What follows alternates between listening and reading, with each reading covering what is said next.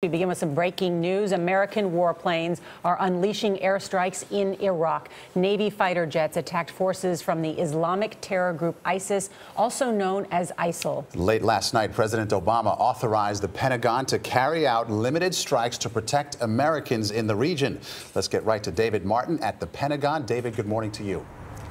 Good morning. The first shots were fired at about 6:45 a.m. East Coast time this morning, when a pair of F-18 jet fighters off the aircraft carrier George Bush dropped 500-pound laser-guided bombs on an ISIS artillery piece that was being used to shell Kurdish forces near the city of Erbil in northern Iraq. Last night, the president authorized airstrikes against any ISIS convoy advancing on Erbil because there are scores of Americans in that city operating out of the U.S. consulate there.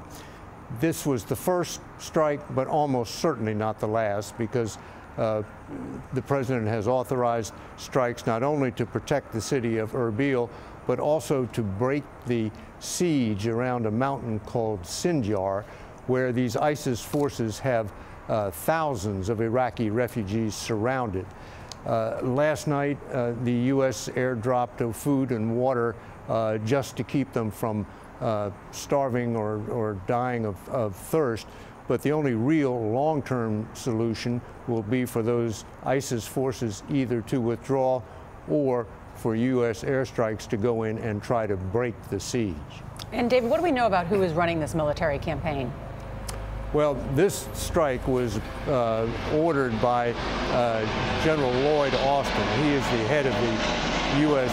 Central Command, and the authority to do this was delegated to him last night by President Obama.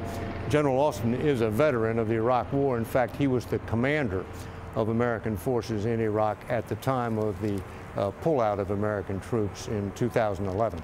All right, David Martin at the Pentagon, thank you.